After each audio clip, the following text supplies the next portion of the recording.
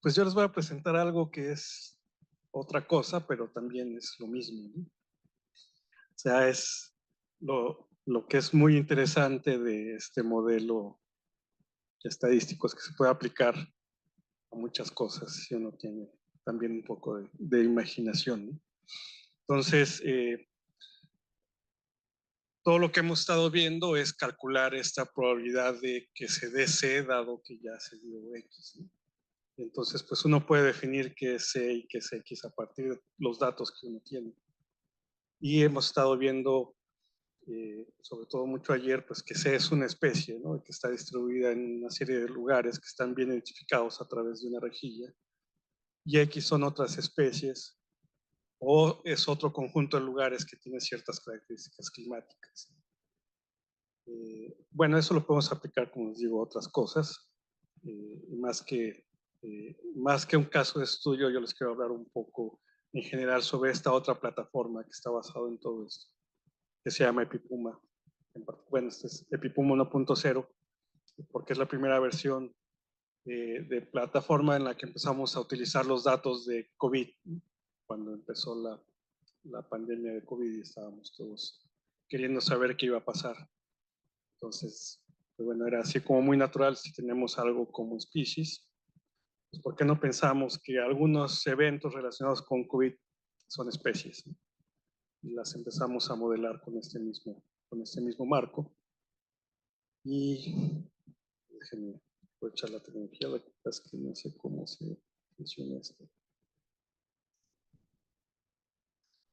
Entonces, como les digo, obviamente todos nos hacíamos un montón de preguntas acerca de esta cosa que nos pasó. Pero una de esas preguntas era, pues, cómo se iban a distribuir ciertas cosas relacionadas con COVID, ¿no? Obviamente, al principio queríamos saber en dónde se van a empezar a presentar más los casos, ¿no? Cuando en el primer mes, pues, había unos cuantos municipios en el primer cuadrante es en marzo de 2020, y entonces eran poquitos municipios en donde había casos, entonces uno quería imaginarse cómo poder saber hacia dónde se iba a mover esos casos o qué municipios iban a empezar a tener casos en los próximos, no sé, semanas o algo así, ¿no? Pero bueno, eso se movió muy rápido, ¿no? O sea, una de las desgracias de esta epidemia es que pues, los casos se movían muy rápido y entonces esos son meses consecutivos, entonces podemos ver que a los 3 meses pues ya había casos en prácticamente todo el país, ¿no? Entonces ya, digamos, no era tan interesante preguntarse dónde iba a haber casos, pues porque la respuesta es en todas partes, ¿no? Entonces la pregunta pasó a ser otra, que es en dónde iba a haber más casos, ¿no? Entonces, algo que también se volvió interesante de observar es que, bueno, una cosa era la gráfica nacional de casos, de cómo iba evolucionando la suma de todos los casos en el país, pero si uno se iba a unas regiones, pues veía que las cosas eran diferentes, ¿no? Entonces había estados en donde la curva apenas iba subiendo, esas son barras que van de abril, el 26 de abril al 14 de junio del 2020, ¿no? Entonces podemos ver que hay lugares en donde apenas iba subiendo hacia hacia principios de mediados de mayo, principios de junio, y había otros lugares en donde ya había estado desde el principio muy arriba. Bueno, obviamente los números de casos son diferentes, y también hay que considerar que las poblaciones de los estados son diferentes, ¿no? Y bueno, había lugares en donde aparentemente ya iba hacia abajo, ¿no? O sea, no tanto por lo que dice la última barra, porque la última barra pues siempre venía con información que todavía no estaba actualizada, no por la forma en que se hizo la gráfica, sino porque pues los datos tardaban cierto tiempo en reflejarse, ¿no? En las bases de datos que se publicaba la Secretaría de Salud. Pero bueno, por ejemplo, en Chihuahua ya podemos ver que empieza una tendencia a la baja desde un poco antes, ¿no? Entonces, se empezó a volver una pregunta interesante, ¿no? ¿Dónde va a haber más casos? a nivel estatal o a nivel municipal. Y bueno, entonces podemos regresar un poco a la cuestión esta de cómo utilizar estos modelos, ¿no? Pues les decía, uno puede definir que ciertos eventos de COVID pueden estar relacionados a, o más bien los podríamos imaginar como una especie que tenía una cierta distribución, ¿no? Entonces tratar de observar en qué lugares había esta distribución de esta especie, ¿no? Una cosa muy útil en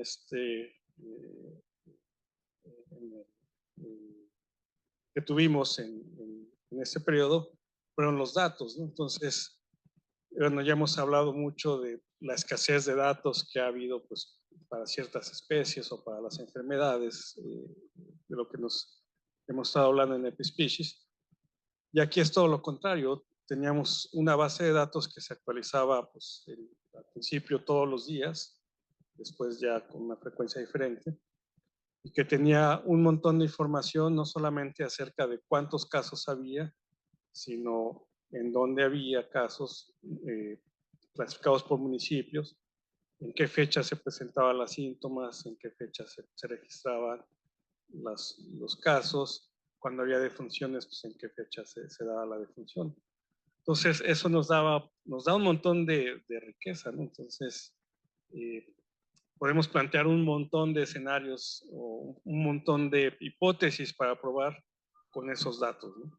Entonces, muchas de esas hipótesis son las que se empezaron a plantear aquí a través del sistema EPIPUMA 1.0. Otras tantas las vamos a ver mañana en EPIPUMA 2.0, ¿no?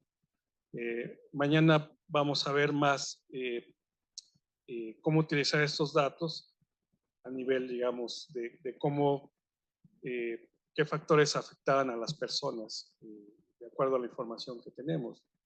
En el EPIPUMA 1.0 lo que podemos ver es qué pasaba con los municipios, ¿no? Entonces, digamos que nuestro sujeto de estudio son los municipios. Bueno, son los municipios porque tenemos la información a nivel municipal. Si tuviéramos la información a una granularidad más pequeña, no sé, a JEPs o colonias, podríamos estudiar qué pasó a través de las colonias, ¿no? Pero bueno, la información pública nada más está en municipios, pues podemos imaginar qué pasaba con cómo se distribuían estos eventos que les menciono en municipios, ¿no? Entonces, les decía que pensar en dónde había o no había casos, pues dejó de ser, pues, muy relevante desde el principio porque había en todos lugares. Y entonces, una pregunta que empezamos a hacer, bueno, algunas preguntas que empezamos a hacer fueron en relación en dónde había más casos, ¿no? Entonces, era interesante saber cuáles iban a ser los municipios que iban a tener más casos en un cierto periodo, ¿no? Porque también es algo con lo que se puede jugar mucho, ¿no? ¿En qué periodo de tiempo quiero extender el análisis que estoy haciendo, ¿no?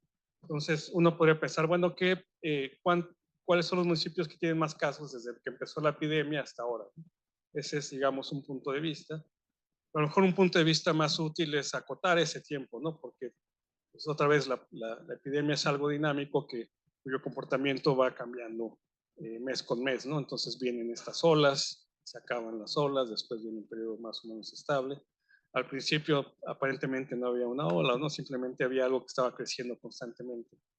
Entonces es difícil determinar, no es difícil, ¿no? Pero es algo para experimentar cuál es el periodo de tiempo que yo quiero escoger para hacer ese corte, ¿no? Quiero saber en este periodo de tiempo cuáles son los municipios que han tenido más casos, ¿no? Y ese periodo de tiempo es una variable con la que se puede jugar, ¿no? A lo mejor si yo escojo un día, pues no voy a ver muchas cosas, porque la información de un día para otro no cambia tanto, ¿no? Si yo escojo 2 meses, a lo mejor tampoco va a haber mucho, porque a lo mejor de un mes a 2 meses voy a ver que todo sigue igual, pero no voy a estar viendo todas las variaciones que hubo dentro de esos 2 meses, ¿no? Entonces es un poquito ahí jugar con qué es el periodo que queremos analizar. Y el chiste es, bueno, lo que hicimos fue definir estos eventos, ¿no? ¿Cuáles son los municipios que tienen más casos? Entonces dividimos todos los municipios, bueno, los ordenamos bueno, estoy diciendo número de casos, pero en realidad podríamos pensar en otras cosas, ¿no? Número de casos, digamos que es lo más intuitivo, podemos también pensar en número de funciones, ¿no? Pero también podemos utilizar otras normalizaciones que se usan para estudiar las pandemias, ¿no? Como son la incidencia, que es el número de casos por cada 100.000 habitantes, o la mortalidad, ¿no? Que es el número de defunciones por cada, no recuerdo si son cada 100.000 también, o cada 1.000 habitantes.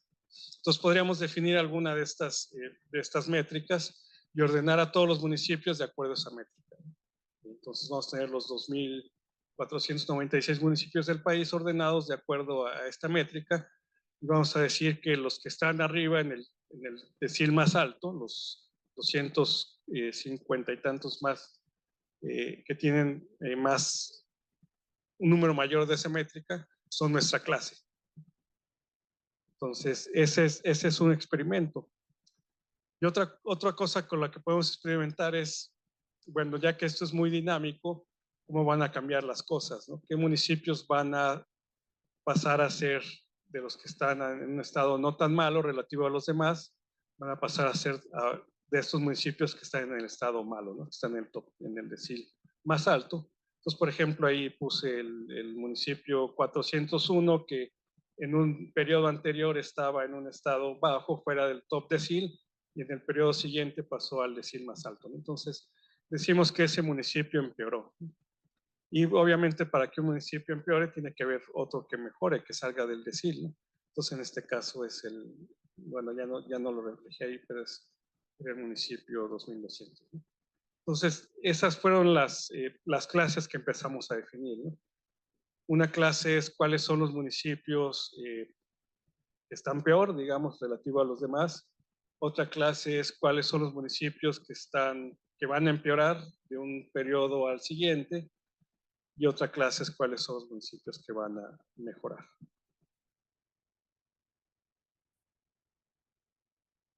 Entonces, digamos que esta es la forma de definir cuál es la clase que yo quiero estudiar, ¿no? Bueno, ahorita vamos a ver la plataforma, está en un orden un poco diferente, pero lo primero que tengo que definir es qué quiero ver con respecto a qué está pasando en el municipio, ¿no? Si quiero ver si está mal o si va a empeorar o si va a mejorar.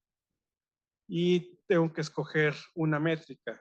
Esa métrica pueden ser casos positivos de COVID, pueden ser fallecidos de COVID, y cada una de esas métricas la puedo modificar. Bueno, puedo simplemente usar el número de casos o el número de fallecimientos que hay, o lo puedo normalizar con respecto a la población para obtener pues, una incidencia o una mortalidad. Y como esto es algo que se mueve en el tiempo, pues digamos que es muy interesante plantear un modelo predictivo, ¿no? O sea, tratar de ver si el modelo nos puede, bueno, qué nos dice acerca del futuro y qué tan certero es eso, ¿no? Entonces, puedo indicarle al sistema que me diga, que me dé una evaluación de lo que estoy modelando. Obviamente para eso tengo que utilizar datos que están en el pasado para poder hacer la evaluación, o le puedo decir que simplemente me describa lo que pasó en un cierto periodo, ¿no? Bueno, aquí cuando decimos que nos describa, pues aquí nada estoy hablando de la clase, ¿no? Pero pues obviamente tengo que relacionarlo con algunos predictores. Bueno, antes de pasar a eso, este es, como ahorita lo vamos a ver más en vivo, pero esto es como la región la sección del sistema en donde uno selecciona todo esto, ¿no?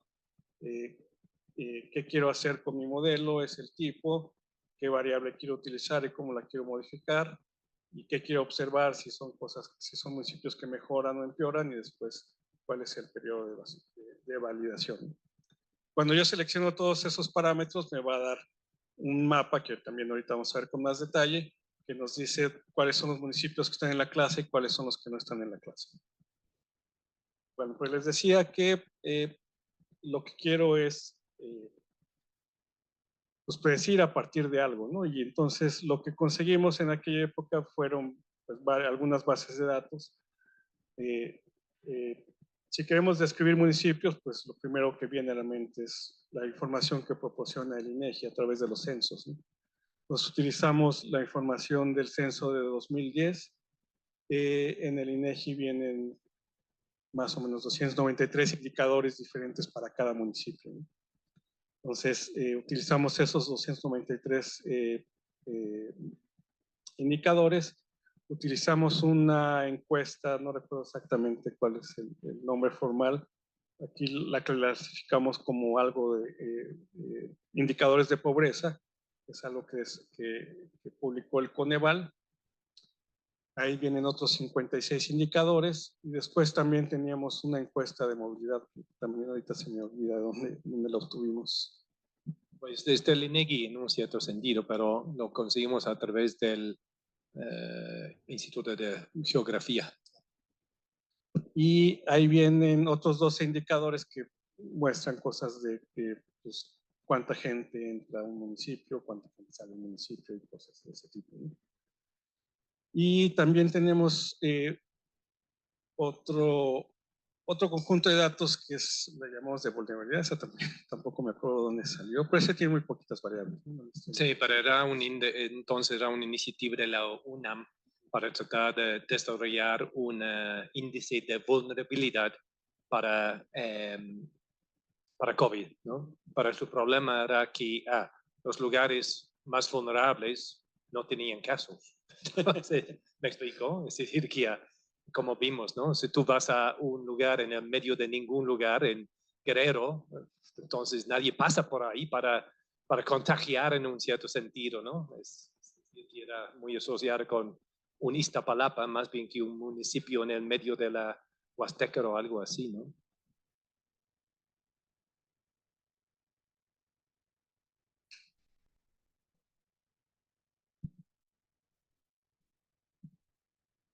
Sí, nada más para hacer un comentario, no sé si lo hiciste, José Luis, estaba arreglando la cosa de la pizza, ¿no?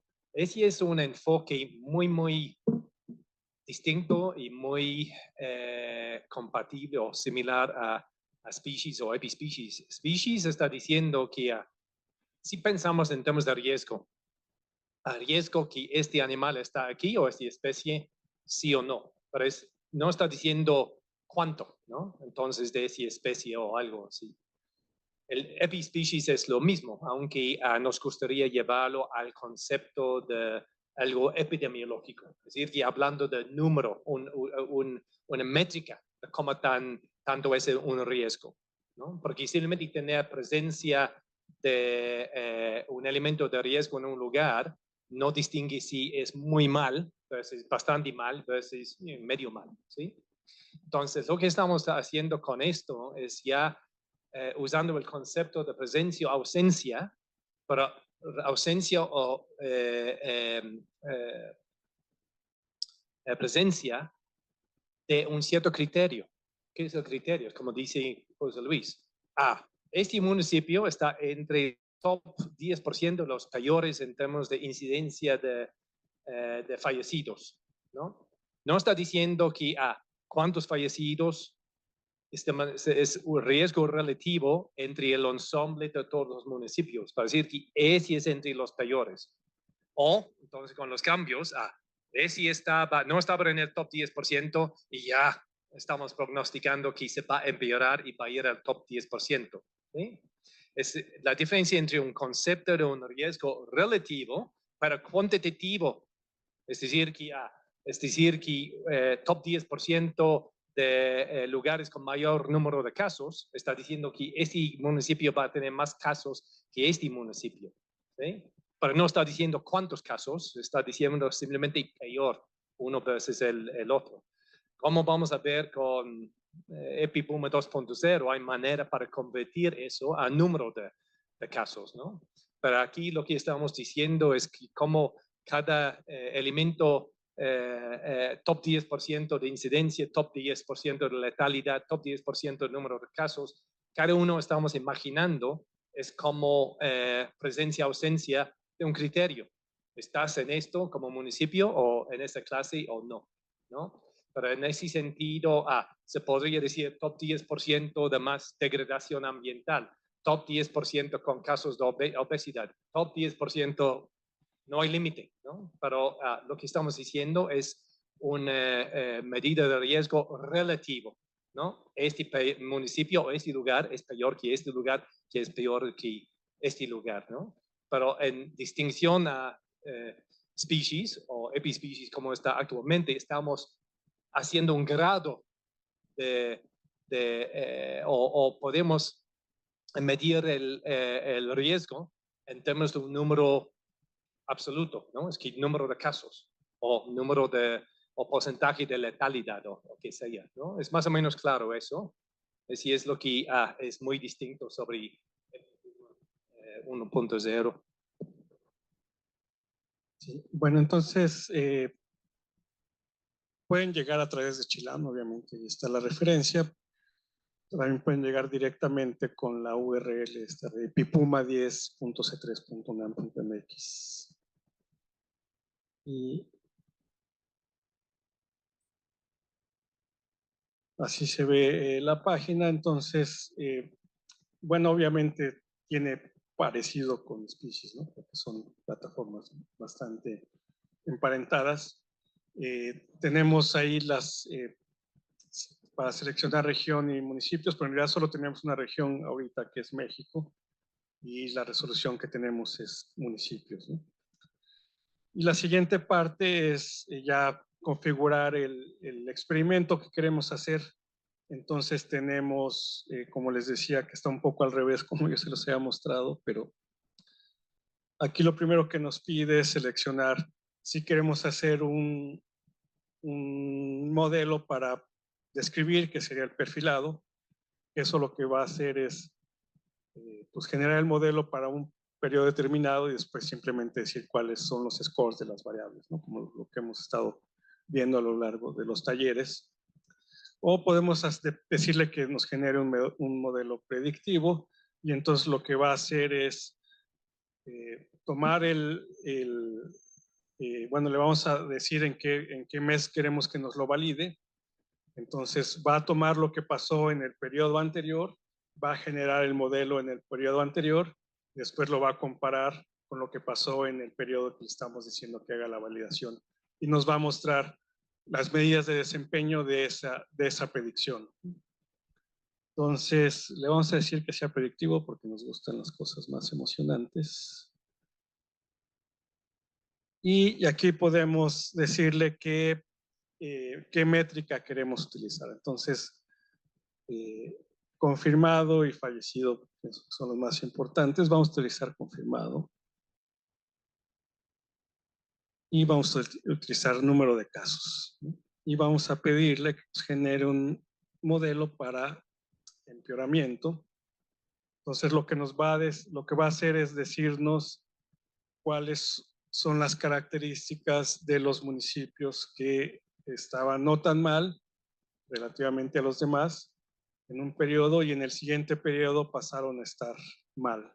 Es decir, pasaron a ser de los 250 municipios que tenían más casos en el país. Y para hacer las cosas emocionantes también,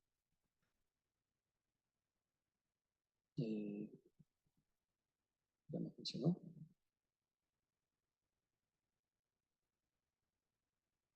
Okay. Sí.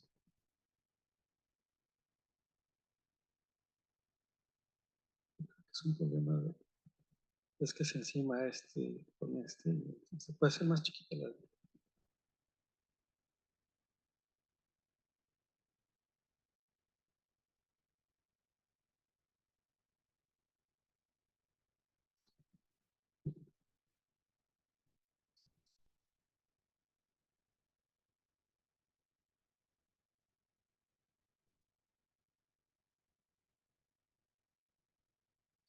Pues voy a escoger el periodo de validación a abril de 2020. Entonces lo que va a hacer es construir el modelo de empeoramiento para marzo. Eso quiere decir que va a sacar las características de los municipios que en febrero no tenían casos, que eran casi todos, y que en marzo empezaron a tener casos, que eran no tantos, ¿no? Y después eso nos va a decir si esas características de esos municipios correspondían a las características que en abril empezaron a tener casos también, ¿no? Y vamos a ver qué tan bien funciona predicción. Y aquí en los variables predictoras voy a escoger pues, los 4 grupos que teníamos en ese entonces. También tenemos a disposición de incorporar en estos modelos las variables climáticas, aunque esas realmente pues no son tan relevantes, ¿no? Aunque vale la pena para mencionar, es por eso que escribimos un artículo sobre esto. Había varios artículos de ecólogos diciendo, oh, no, entonces tiene un nicho fundamental, digamos, el COVID, ¿no? Es decir, que se puede, es esta cosa que se puede hacer algo estilo Maxent o algo así, para decir que casos de COVID y ver cómo se correlaciona con el clima. Pero se puede preguntar, ¿qué tiene que ver eso como con la causalidad? ¿No? Se puede ver una correlación, pero hasta qué punto está reflejando una cosa causal entre casos de COVID y que hay la temperatura ahí o que es la precipitación ahí, ¿no? Y el punto es que igual pensando en species, podemos imaginar que factores bióticos pueden ser más importantes que factores climáticos para la presencia o no de una especie. Bueno, igual podemos ir con esto para decir que imaginamos es más importante para la presencia de muchos casos de COVID que dice World Clim, la temperatura promedia anual, versus hay mucha movilidad, ¿no? Bueno, entonces se puede juzgar, comparar uno con el otro para ver, los socioeconómicos, sociodemográficos son muchísimo más importantes que la parte climática, ¿no? Y es algo interesante en el sentido de que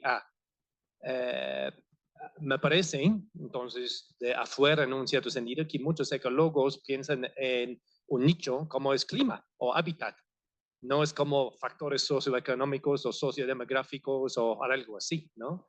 Si pensamos en por qué un fenómeno está ahí como una especie, bueno, porque no importa entonces qué están haciendo los seres humanos y cómo son, etcétera, etcétera, ¿no? Lo que quiero decir que a cualquier factor que influye si está o no está, o si está en mucha abundancia o poca abundancia una especie, seguramente, en mi opinión al menos, debería ser considerado como un factor de nicho potencial, ¿no? Pero aquí podemos poner el SNP aquí, pero había poco ánimo de nuestro lado para decir que okay, entonces importa mucho si tienes muchos casos en Iztapalapa, porque sí o no hay colectas de permiscos yucatánicos o algo, ¿no? Decimos clima porque sí había habido entonces varios artículos diciendo, bueno, sí, se puede tener un vínculo. Bueno, antes de seguir con el análisis, se me estaba pasando que obviamente aquí hay que decir que construya la clase. O sea, a diferencia de especies, en donde pues, la clase es un conjunto de especies donde ya están, digamos, las colectas contadas, aquí hay que estar construyendo la clase cada vez que hacemos un experimento, ¿no? Porque lo que tenemos son todos los datos y estamos definiendo la clase al vuelo, ¿no? O sea, hay no sé cuántas combinaciones hay ahí de posibles clases. Entonces, cada vez que definimos estos parámetros, digamos, internamente el sistema lo que tiene que hacer es construir a partir de los registros que hay de COVID, cuál es esta clase, es decir, cuáles son estos municipios que cumplen con estos criterios que estamos definiendo. Sí, nada más para enfatizar otra vez, es ya poniendo la dinámica, la adaptación en el modelo, porque no es necesario que los predictores en un mes sean los mismos predictores en otro mes, ¿no? Lo que estamos haciendo es permitiendo, en un cierto sentido, el nicho evolucionar si ese es lo que pasa, ¿no? Es decir, ya estamos construyendo los modelos, un modelo para cada mes, efectivamente.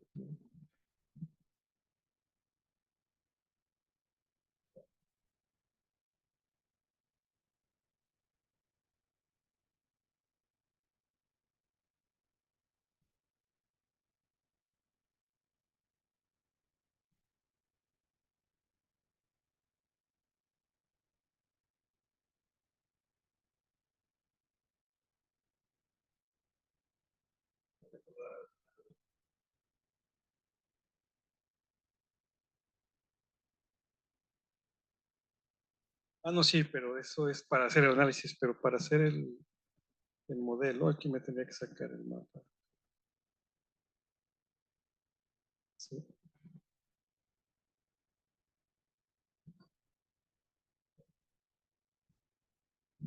No, sí.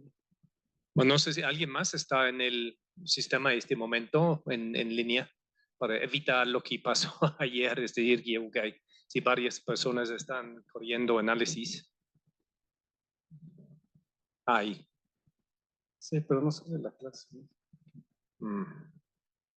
Sí, voy a cambiar de mesa, a ver. O cambia de mejoramiento, ¿no?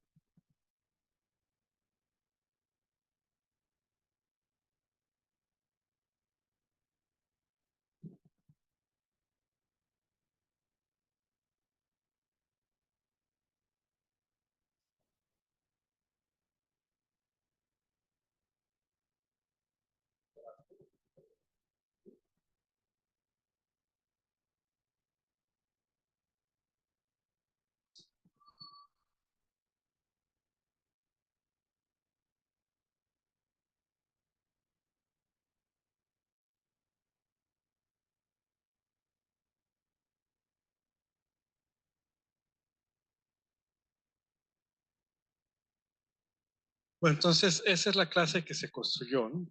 Si le ponemos aquí en resumen, nos va a decir en el periodo en el que solicitamos cuántos casos hubo en total en todo el país. Y después nos va a decir, obviamente, en el periodo anterior había 250 y tantos municipios que estaban en el decil de los peores. Entonces, de esos, ¿cuántos mejoraron? ¿Cuántos salieron de ahí y cuántos se quedaron? Todos los que salieron son los que están en la escala de colores de rojo a amarillo. Los que tienen rojo son los que tienen más casos. Y los que están en azul son los que se quedaron. Y todo lo que está en blanco, pues no podía pertenecer a la clase porque no estaba en el decil, en el peor decil en el mes anterior, ¿no? Entonces, esta es la clase con la que se va a construir el modelo. Y ahora sí seleccionamos nuestros factores y decimos que ejecute el análisis. Y entonces, igual que en Species, aquí nos va a mostrar en el mapa cuáles son los scores asociados a cada uno de los municipios, ¿no?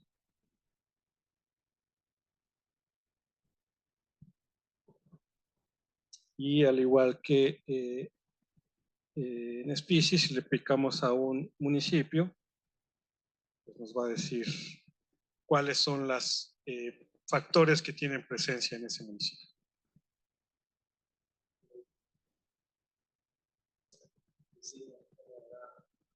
Sí, el problema de Coyoacán es que es difícil de encontrar. Ah, ¿qué? Así. Pues aquí están más. Pero voy a escoger Coyoacán.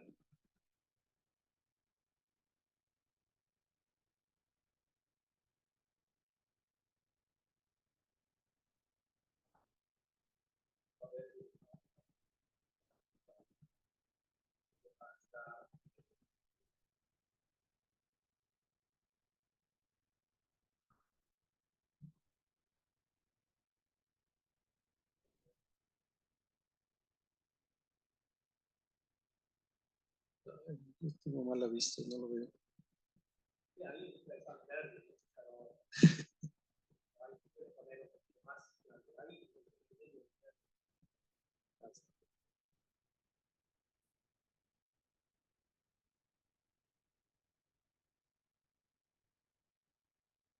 Ah, tú lo ves. ¿Verdad que no?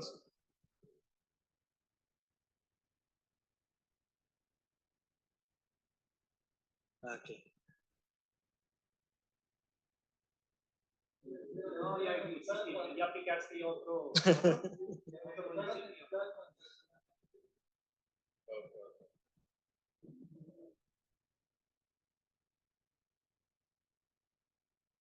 Tlalpan, sí, bueno.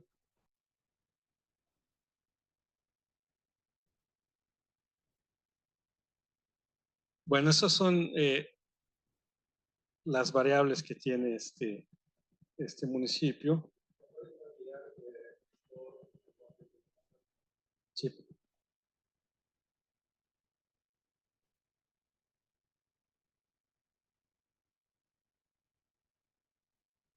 Sí.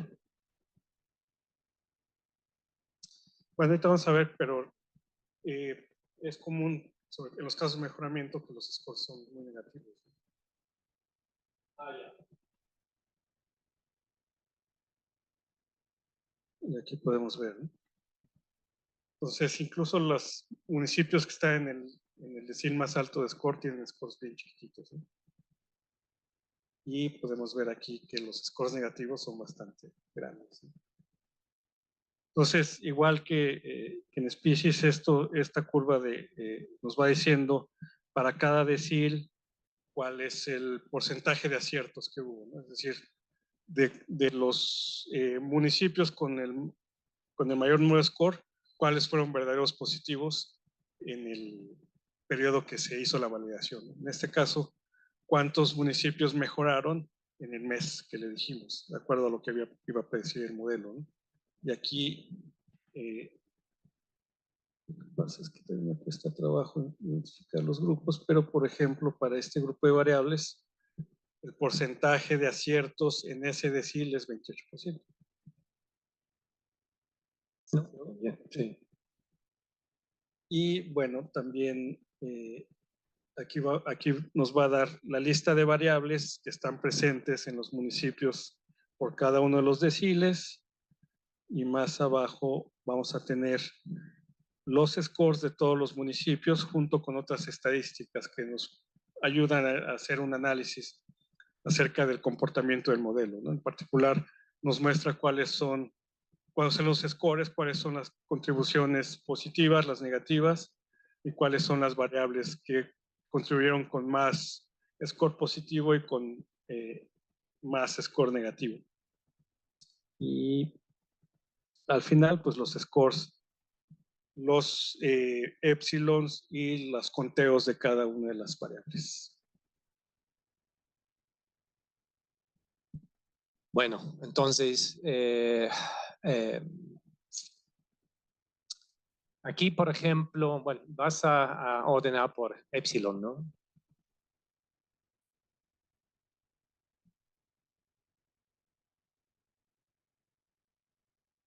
Ok. Entonces, ahí es lo que mencioné ayer sobre interpretabilidad, ¿no? Entonces, en ese sentido, aquí está diciendo que los lugares que tenían, sería mejor si puedes hacerlo rápidamente, nada más para número de casos, ¿no? Para ver cómo sale la cosa de movilidad, etcétera, etcétera, ¿no?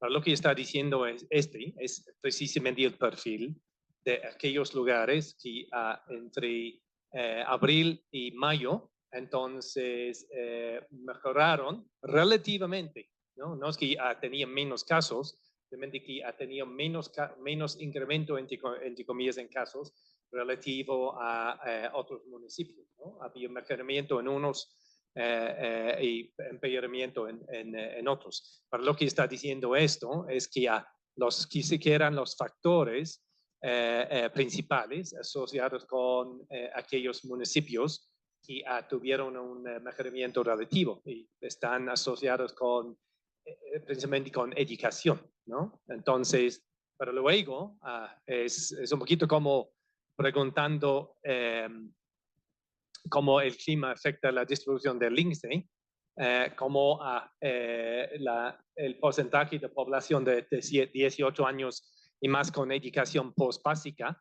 que es alto, es decir, es uno de los más altos, es muy predictivo de un mejoramiento, ¿sí? Entonces no es claro en este caso, porque es predictivo, es decir, es claro del hecho que lo que está diciendo esto es la probabilidad, si yo hubiera intentado, es mi hipótesis nula, yo hubiera intentado identificar aquellos municipios que iban a tener un mejoramiento, era 2% mi posibilidad para identificarlos bien, ¿sí?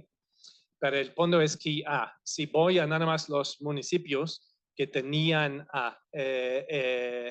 población de 18 años y más con educación postbásica en ese rango, que es entre lo más alto, es 8.7%. Lo que quiero decir que es 450% más probable que vas a tener un mejoramiento o ibas a tener un mejoramiento en aquellos municipios que simplemente seleccionando al azar. ¿Sí? Lo que es en un sentido actionable, en el sentido que, es y regresa al punto de, me ayuda para simplemente saber cuáles, ¿no? Entonces van a tener mejoramiento, empeoramiento, etcétera, etcétera. Es otra cosa para tratar de ver la información adentro de por qué van a tener más o menos. ¿Sí? Entonces, en ese sentido, ese es uno de los problemas, pensando en la interdisciplinariedad, well, ¿quién va a interpretar eso? ¿Un biólogo o un médico o un sociólogo? ¿No? Entonces, es decir, que para tratar de ver cómo esos factores influyen en lo que está pasando, ¿no? Por decir muy rápidamente al número de casos. Sí.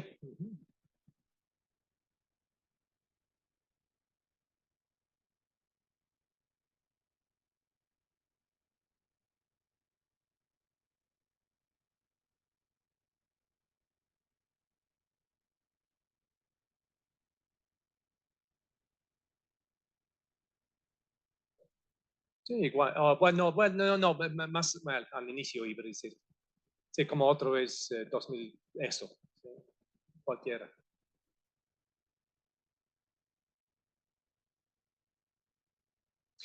Pensando en la cosa de movilidad, entonces, lo que vamos a encontrar que movilidad era un gran factor predictivo de los lugares que iban a tener peor resultados, ¿no? Pero aquí lo que estamos usando como movilidad, y este regresa otra vez a la cuestión de cómo conseguir datos, era efectivamente movilidad laboral. La movilidad laboral es decir que INEGI hace sus estudios para decir que el número promedio de personas que pasan de este municipio a este municipio, de su residencia a este lugar para trabajar o viceversa, es tal, ¿sí? Y no es como Twitter o Google o algo así, aunque sería bonito haber agregado esos. Entonces, Gabriel hizo un poquito de eso para tener algo que es más predictivo al nivel momentáneo, digamos, ¿no? Pero lo que vamos a ver es, sí, obviamente, aquellos lugares que tenían mucho flujo laboral, entonces eran mucho más, sí, entonces pareciera, no, del curva de Rico primero. Ok, vamos al total ahí, ¿y qué es? No, ese es el total. Bueno, arriba. Ya. Vamos a ver el mismo fenómeno, ¿no? Movilidad, eso, ¿no? Ok. Está diciendo que si yo quiero identificar aquellos municipios que iban a tener mayor número de casos, si nada más vas checando qué es su movilidad laboral, entonces es 71%, es decir, que es 7 veces, más que 7 veces, 700 veces mejor que seleccionar al azar. Lo que está diciendo eso es un factor sumamente predictivo, ¿no? Y vamos, y es decir, que cuando incluimos otros factores, entonces baja la predictibilidad por la misma razón como dije sobre genética versus, etcétera, ¿no? Entonces, ¿quieres bajar? Sí. Sí. Entonces, de epsilon otra vez.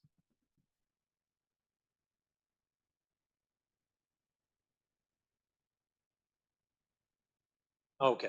Entonces, lo que puedes ver, flujo laboral interno al municipio. Es decir, que hay mucha gente cambiando de lugar, pero dentro del mismo municipio. Ese es lo más alto. Flujo laboral que recibe el municipio. Flujo laboral desde el municipio hasta... Simplemente está diciendo, en lo general, si tienes mucha población que está pasando de un lugar a otro, entonces vas a tener... mucho más casos, ¿sí? Pero vemos aquí, por ejemplo, viviendas particulares habitadas que disponen de computadora. Entonces, en ese sentido, este en sí es casi 600% más predictivo que hacer al azar. ¿Okay? Entonces, este regresa al asunto que lo que hay que hacer es quitar todas las computadoras de las casas para poder reducir el riesgo, ¿no? Bueno, obviamente no es así, ¿sí? Pero, sin embargo, está siendo sumamente predictivo de dónde se iba a tener mayor.